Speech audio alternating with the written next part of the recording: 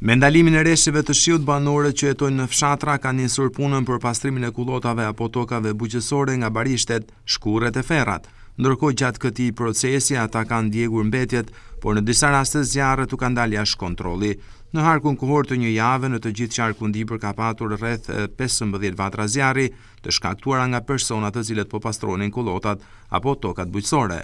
Prefekti i qarkut Dibër Nezbedin Shehu lidhur me këtë temë tha se raste të tilla ka pasur në të 4 bashkitë e qarkut, ndërsa ndërhyrja në kohë e shërbimeve zjarrfikse në mjaft raste ka shmangur dëme të mëdha ekonomike. Shehu gjen rastin t'u bëj apel banorëve të zonave rurale që të tregojnë të kujdesshëm dhe të mos bëhen shkak për aktivizimin e zjarreve, pasi do të përballen me fuqinë e ligjit. Javën e fundit, mas ndaljes periudhës shireve, ndoshta e favorizuar edhe nga Stina, nga që janë tharë gjetet, dimri ka bërë punën e saj, ka vegetacion të tharë, edhe kjo krijon kushte për zjarre. Po kështu edhe fermerët në shumë raste ndjekin mbeturinat dhe u dalin jashtë kontrollit. Gjatë javës kemi pas në 4 bashkitë shumë zjarre. Në disa raste që kanë përshkruar edhe sipërfaqe të tëra deri 10-20 hektarë, që ishin rastin e fundit në Lishan, në bashkinë Dibër, por edhe Burqiza ka pas, Klosi ka pas 2-3 zjarre, jo vetëm në afërsi të zonave të banuara, por edhe në pyje.